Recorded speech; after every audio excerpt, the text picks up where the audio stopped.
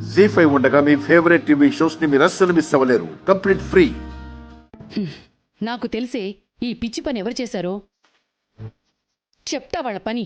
అమ్మా అమ్మా ఆగు ఆగు. ఎందుకు ఆగాలే? ఎప్పటికప్పుడు పోనీలే పోనీలే అని ఊరుకుంటున్నాను. అయినా రెచ్చిపోతుంటే ఎలాగా? అమ్మా నా మాట విని ఆగు. వీటి కోసం ఇప్పుడు గొడవ వద్దు. గొడవెందుకు పడతానే? నిలదీస్తాను. ఇది ఎవరు చేశారో తెలుసుకుంటాను. అమ్మా ఇప్పుడేం మాట్లాడొద్దు. ఈ బాసికాలు దండలు సామాన్లే కదా.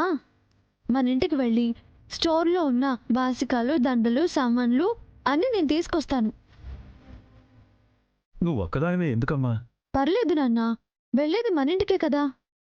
మీరేం కంగారు పడద్దు, నేను వెళ్ళి వచ్చేస్తాను. నువ్వు మాత్రం ఏ గొడవ పడద్దు, ఓకేనా? నువ్వు ఈ సామాన్లన్నీ సర్దుతూ ఉండు. జాగ్రత్త. సరే.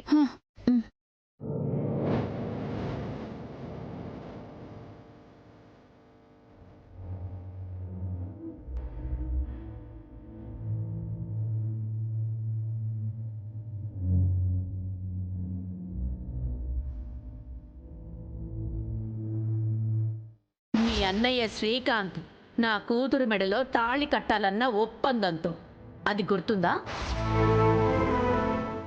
నీ కడుపులో ఉన్న బిడ్డకి అమ్ముంటుంది కానీ నాన్న మాత్రం ఎప్పటికీ దూరంగానే ఉంటాడు. రేపు నువ్వు శిఖర మెడలో తాళి కట్టాలి, లేకపోతే జరిగే పరిణామాల్ని ఎవరూ ఆపలేరు. గుర్తుంచుకో శ్రీకాంత్.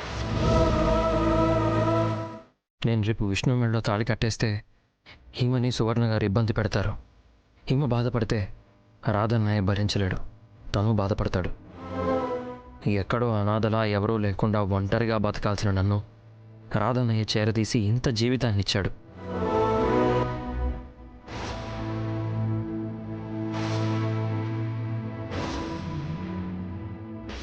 నీకు నేనున్నాను, వదలదాం. సొంత తమ్ముడి కంటే బాగా చూసుకున్నాడు. అలాంటి అన్నయ్యకి తిరిగి రుణంగా సంతోషాన్ని ఇవ్వాలే కానీ శోకాన్ని ఇవ్వలేను. ఈ సమస్యకి పరిష్కారం ఒక్కటే.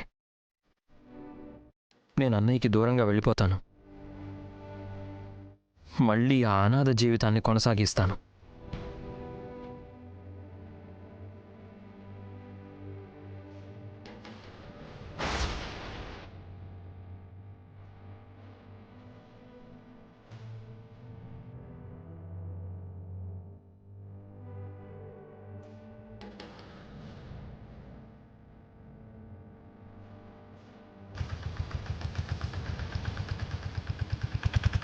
ఆటో ఆపు ఆపు. శ్రీకాంత్,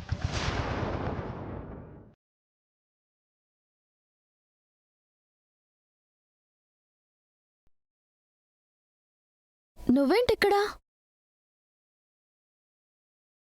జీ5 యాప్ డౌన్లోడ్ చేసి అన్ని ఎపిసోడ్స్ పూర్తి ఉచితంగా చూడండి.